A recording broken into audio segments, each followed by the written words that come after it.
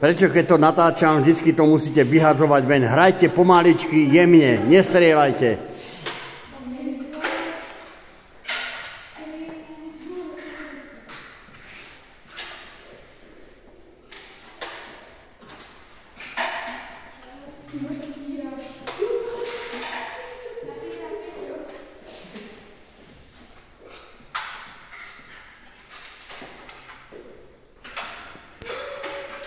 A treba sa pripraviť na to, že na budúci týždeň v sobotu je turnaj, tak treba začať, nie že zrovna teraz, už dlhodobo, to musíte na to zapracovať, aby ste nejaký výsledok dosiahli, chalani.